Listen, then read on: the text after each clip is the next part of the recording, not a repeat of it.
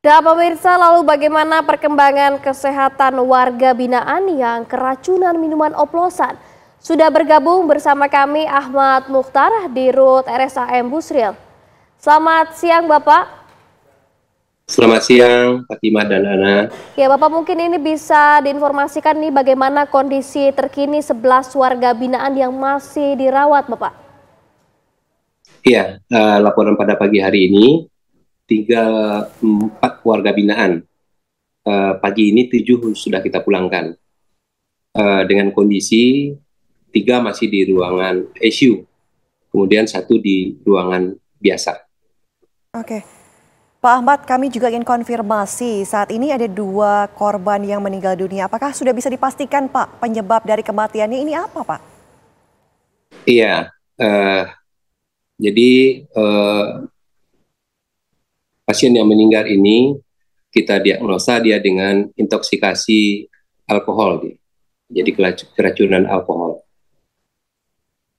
Ini dari hasil yang meninggal dunia dengan yang keracunan lainnya, apakah minumannya sama atau bagaimana Pak?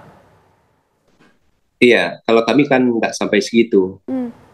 Tapi dari klinis, dari semua pasien yang masuk, yang datang kepada kita Rumah Sakit Mahmud Bukit Tinggi dengan gejala-gejala dan keluhan yang hampir sama. Oke, Pak, untuk gejala kemudian ini kan hampir sama tadi Bapak sempat katakan.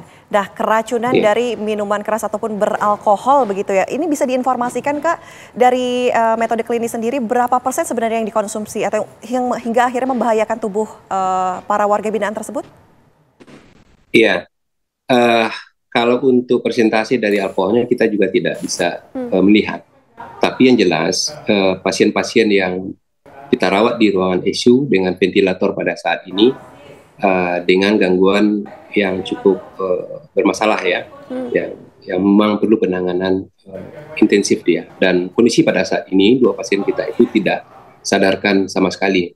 Jadi artinya memang secara klinis terjadi peningkatan kalium, CO2-nya juga tinggi di dalam tubuh mereka, sehingga memang ada beberapa fungsi dari organ tubuh seperti ginjal juga sudah mengalami gangguan. Untuk yang kondisi kritis saat ini, apakah masih ada dan seperti apa Pak kondisinya? Ulang lagi? Apakah ada yang dirawat saat ini kondisinya kritis dan seperti apa Pak kondisinya? Iya, 2 orang masih dalam kondisi kritis dan tidak sadarkan diri.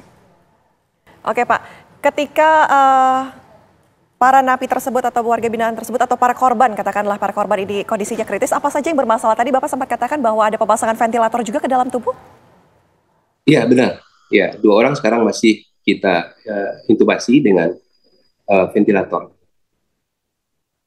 Pak, mungkin organ apa saja Pak yang mengalami kerusakan dari minuman oplosan ini sehingga menyebabkan kematian Pak? Yang paling menonjol itu kami lihat itu terjadi kegagalan ginjal akut. Ini terbukti dari pasien yang kita rawat di ruangan ICU itu urinnya sudah tidak keluar lagi. Oke, Pak, kami juga ingin tanya, apakah kemudian dengan sekali konsumsi minuman oplosan tersebut ini bisa menyebabkan kerusakan ginjal sebegitu parahnya, Pak? Iya, saya rasa mungkin ini prosesnya cukup lama ya, atau mungkin terlambat kita dalam melihat permasalahan atau terlambat dia dibawa ke Rumah Sakit Mahmud Bukit Tinggi. Jadi biasanya kalau cepat mungkin bisa kita bilas lambungnya, mungkin kondisinya tidak akan separah ini. Jadi kemungkinan bisa jadi terlambat ya mungkin datang ke rumah sakit. Saat ini kan Pak sudah terlihat ya Pak penyebab dari meninggalnya napi tersebut seperti apa begitu. Apakah kemudian akan ada proses otopsi kembali terhadap korban yang memang sudah meninggal dunia?